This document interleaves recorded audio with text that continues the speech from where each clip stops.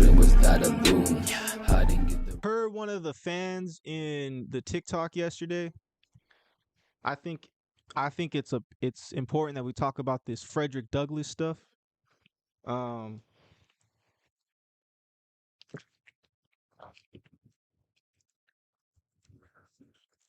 so we were talking about slavery and reparations the last podcast, and what's it called?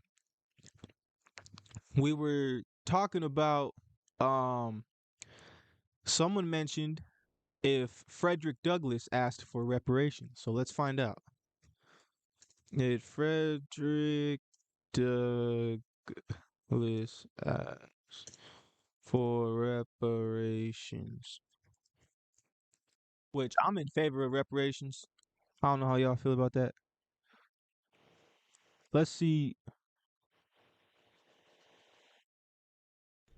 Let's see. Let's talk. Let's learn more about Freddie Dougie. Frederick Douglass was a formerly enslaved man who became a prominent activist, author, and prominent public speaker. He became a leader in the abolitionist movement, which sought to end the practice of slavery.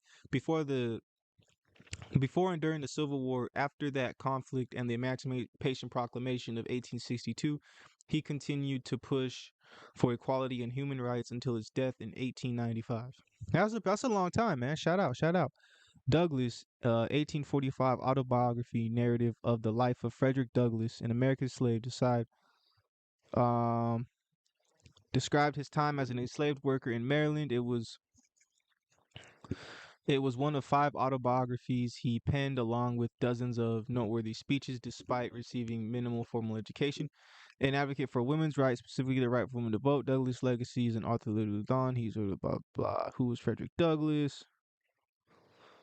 Um,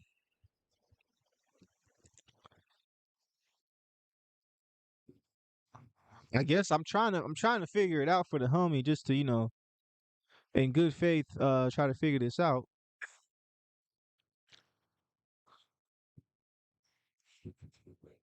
You ask questions. Who's Let's responsible see. for this situation? You need answers. I hadn't gotten a response in 2 months. You want to be heard. Jonah called CBS 8, let's see. and you answered that. This is an issue we have been covering extensively Reparations. to find out who's accountable here. When you have stories, Thank you for that. you turn to us. Thank you very much for the service. CBS 8, working for you. Thank you, CBS 8.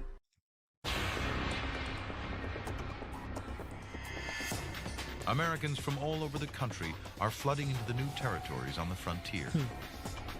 Each becomes a battleground. Will it be slave owning or free? What to know as House hears debate on reparations and slavery. It comes to a head in Kansas. A peaceful protest turns violent. One man will stop at nothing to abolish slavery. John Brown, a folk hero in the North, This is an interesting article. a terrorist to the South. He thinks he's fighting a holy war. He believes Check himself this out, to be check this God's out. chosen instrument. 150 years Murder ago, for his Frederick cause. Douglass predicted the United States dilemma today. John Brown is one of those Picture. controversial figures about whom almost anything you can say is true. He's a terrorist in our modern terms. He's a revolutionary. October Blah, 1859. blah, blah. You already know we got the shorty on deck. Passionate in his She hatred of actually got a new slavery, voice. Brown but prepares I'm to not take sure the if I'm fight digging it. into the heart of the South.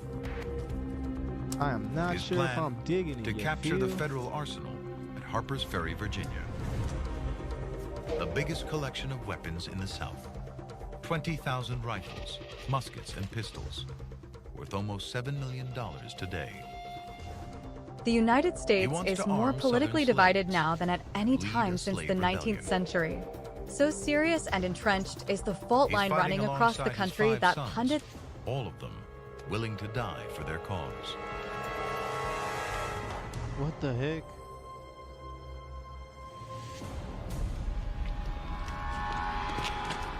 Ah, crap, dude.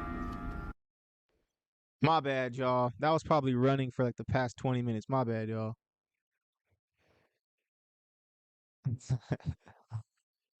My headphone speakers were down. My bad, y'all. My bad. All right.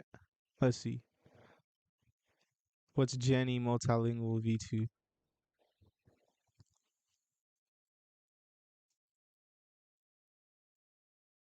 The United States is more politically divided now than at any time since the 19th century.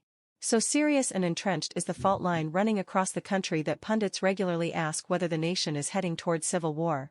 Such talk may be merely alarmist. But at least one 19th century political philosopher predicted this moment, Fredrick Douglas. Douglas wrote in equally fractured times, before and after the Civil War. He argued that the United States faced a choice among three options. One was another civil war. Stability, he wrote, would come only at a great moral cost, or it would require the kind of wholesale national reconciliation and reckoning that the country has never yet had.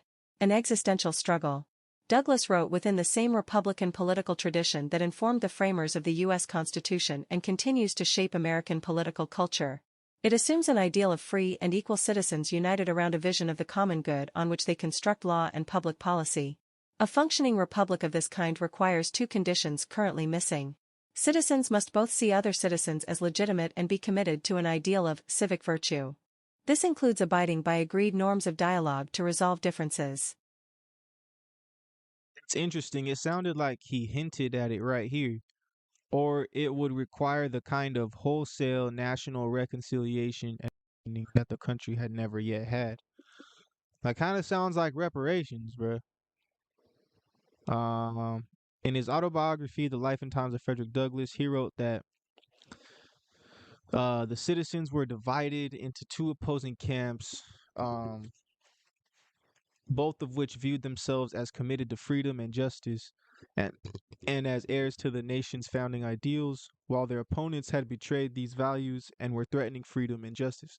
Each side, therefore regarded the other as being both dangerous and illegitimate. Citizens are similarly divided today. That is true. I feel that. For the purpose of this analysis, it doesn't matter which side is right about, blah, blah, blah. Uh, Both sidism, which assumes merits on their sides. Douglas blames slavery and its associated racist attitudes for his era's split. Here we're concerned with motivating logic of the divide. One second, y'all. 1 second.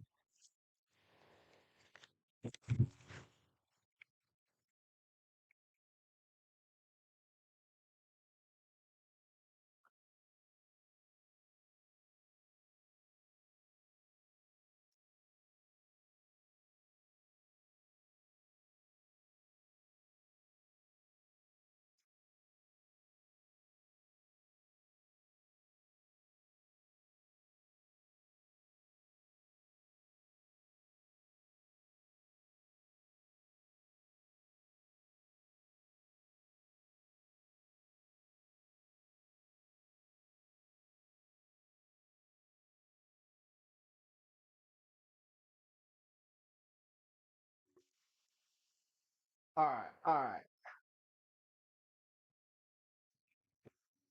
Uh, Here we're concerned with the motivating logic of the divide, according to which neither side can afford to compromise with the other. This struggle has a pragmatic extension in rationale. If indeed one side believes in freedom, crap, my bad, y'all, my bad. 1 sec.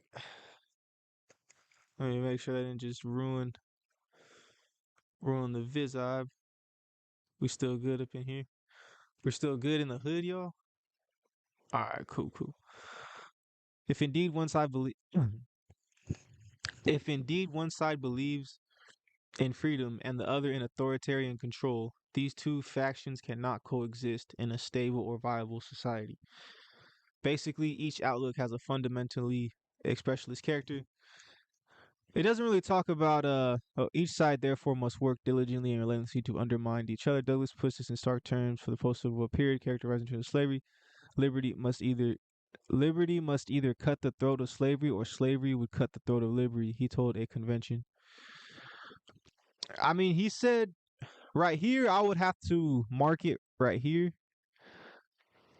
It would require the kind of wholesale national reconciliation and reckoning. I mean, that sounds like reparationing. You feel me? that the country had never yet had. So there we go. I wanted to go over that because I needed to find out that information for myself. I said I would. We did it. Yeah, we did it. We did it. We did it.